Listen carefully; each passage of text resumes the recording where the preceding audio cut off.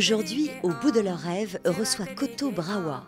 Récompensé par l'ambassade de France en 1995 par un premier prix de soliste de la chanson française, cet artiste burkinabé est devenu musicien malgré l'interdiction de son père qui pesait lourdement sur lui.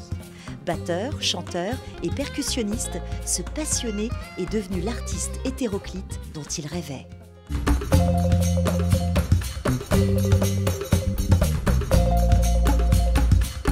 Koto Brawa, je suis ravie de vous rencontrer moi aussi. et de vous recevoir dans mon émission. Alors vous êtes artiste burkinabé, vous êtes à la fois batteur, chanteur, percussionniste. Vous êtes produit sur la scène de l'Ermitage en novembre dernier pour présenter votre nouvel album Ginto. Quand vous étiez petit, vous avez baigné dans une ambiance musicale, vous avez rêvé d'être artiste déjà enfant. Déjà, je dis merci d'être venu dans cette demeure-là. Normalement, au pays, on devrait vous accueillir avec une calebasse de dolo. Ah, c'est quoi?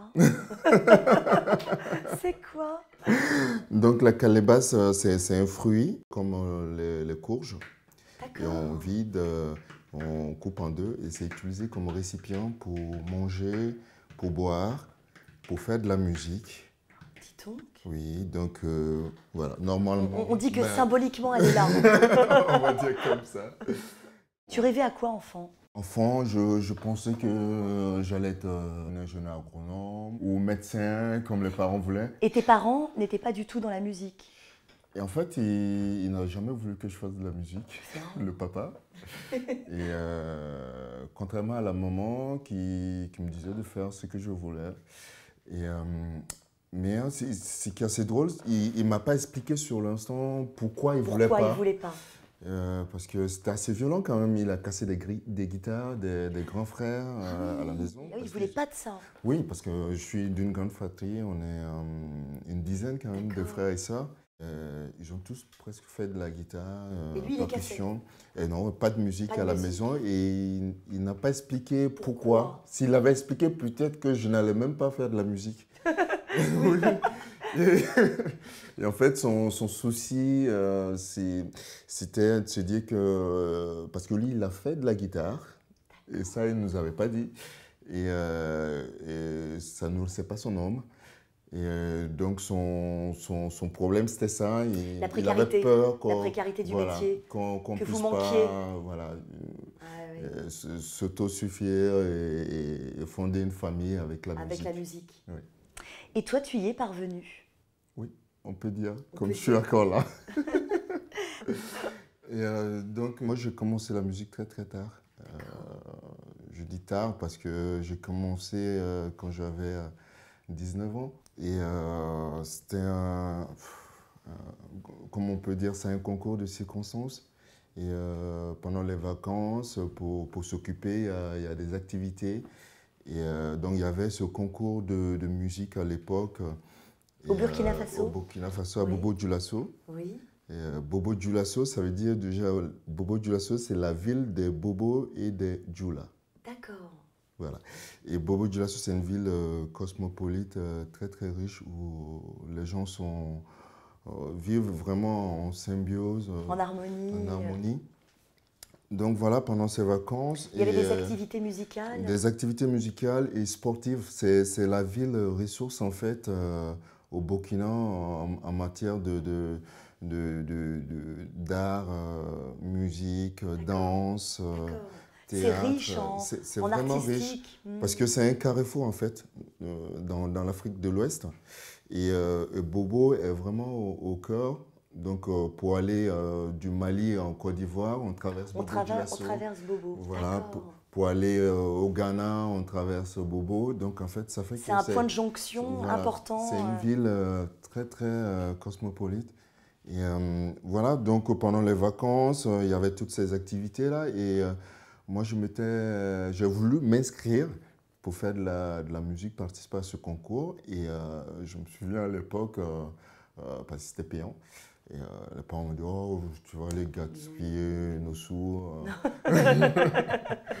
Ben ouais. Et heureusement, il y a un ami à mon frère qui s'était inscrit et finalement qui a désisté, qui m'a laissé sa place. Ah, donc d'où la chance.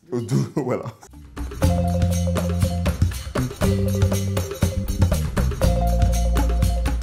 Et c'est comme ça que j'ai commencé en fait. Donc là, tu avais quel âge? J'avais 19 ans. 19 ans, hein, c'est ce que tu nous disais tout à l'heure. 19 Et, ans. et voilà, par là, j'ai rencontré des musiciens. Je savais jouer rien du tout. Et je suis monté comme ça sur scène, je chantais. Et voilà, c'était marrant. Et je sais pas. Donc vraiment, tu es un autodidacte. Tu as Autodidacte. appris sur le tard, Sur par le les tas, rencontres, les rencontres. les concerts, Et, sur scène. voilà. Et généralement, au Burkina, comme il n'y a pas beaucoup, disons, quasi inexistants, les conservatoires, et du coup, quand tu veux apprendre ce genre de métier, tu t'approches des grands frères, tu les regardes comment ils font, et si tu es un peu gentil, on peut te montrer deux, D'accord. trois notes. Et par exemple, ces grands frères, pour toi, ça a été qui? Par exemple, il y a Désiré Sommet, Oui. qui est guitariste, super musicien, qui vit actuellement à Bruxelles. D'accord. Et c'est avec lui que j'ai fait mes premiers pas Ah, ça c'est intéressant. et qui D'accord. m'a vraiment, Mis le pied à l'étrier. autant dans la musique que dans les conseils de grands frères. Par exemple, grâce à lui, je peux dire, parce que le milieu il est assez dur quand même, et c'est vrai qu'il y a beaucoup aussi de perversion, pas mal de choses, mais du coup, il a été Très bienveillant. très protecteur. Protecteur.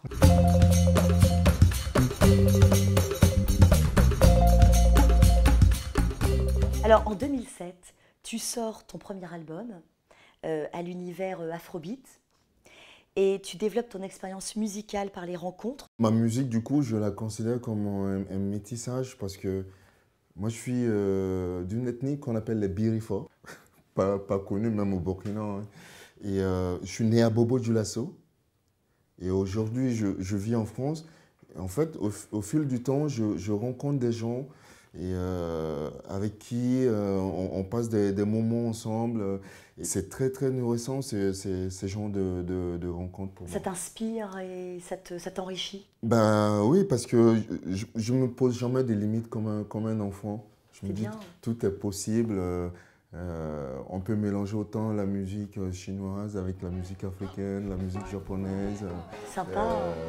les, les- les musiques classiques. J'adore les instruments comme le violon, le violoncelle. Et quand ça se fusionne comme ça avec les percussions, voilà, moi j'adore, je me pose jamais de limites. Je me dis, tout est possible. Je te prends comme tu es, Ah, c'est comme ça. car je n'ai pas le choix. Tu es trop occupé par bien d'autres que moi. Koto, tu fais de nombreux concerts en Afrique, à Burkina Faso, au Togo, au Bénin et en Europe, en France, en Allemagne, en Pologne, qui donnera naissance à un nouveau spectacle accompagné par le Wakman Group, Ouais. qui signifie sorcier. Oui. Au Burkina Faso. Hein?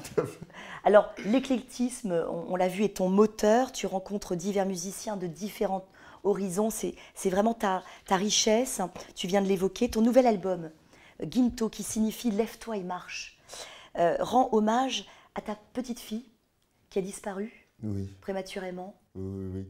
Et en fait, Gainto, à la base, ça fait 3 ans qu'on l'enregistre, qu'on travaille dessus. Et cet événement malheureux est arrivé en ce moment. Donc pour moi, voilà, c'est rendre hommage à ma petite fille et par l'occasion à tous les enfants justement qui meurent prématurément avant de connaître ce monde. Malgré tout, qui est quand même merveilleux, qui est beau, il y a de belles choses, il y a de belles âmes.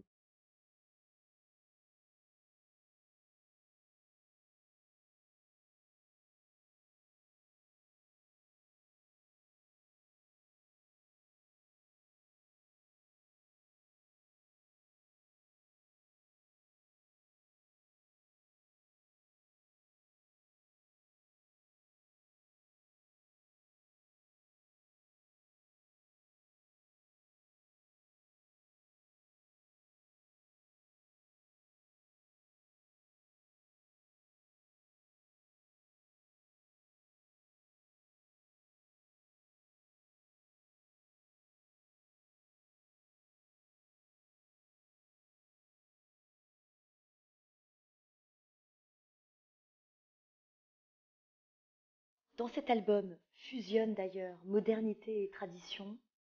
Il est le résultat aussi de nombreuses rencontres et de collaborations, dont celle avec Jean-Philippe Riquiel, Manu Dibango, Les choristes de Manu Dibango, Youssou N'Dour. les choristes de Youssou N'Dour.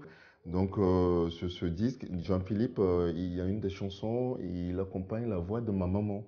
Et c'était des chansons traditionnelles que je voulais enregistrer pour mes enfants Très bien. à la base. Et après, j'ai eu l'idée, je me suis dit, ah tiens, ça t'intéresse d'accompagner cette voix-là. C'est une très jolie idée, hein. Voilà. Ah oui. Et du coup, c'est assez marrant parce que c'est deux humains, ils se sont jamais croisés, peut-être ils se croiseront Et ils chantent jamais. ensemble. Et ils chantent ensemble.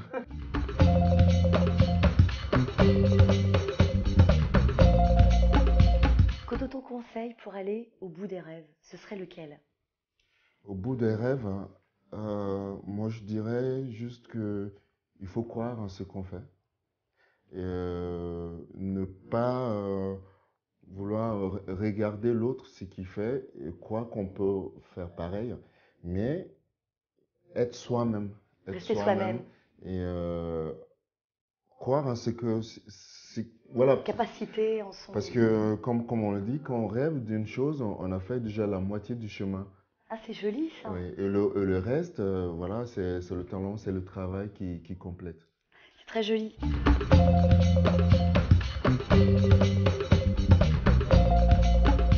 Ton prochain rêve, ce serait lequel? C'est un grand rêve. Je rêve que dans ce monde, il y ait vraiment la paix. Qu'on on arrête de s'entretuer, qu'on arrête de produire des armes. Et, voilà. Merci beaucoup, Koto. Merci. J'ai été ravie de te recevoir Moi dans mon aussi. émission. Et puis belle route. Merci, merci.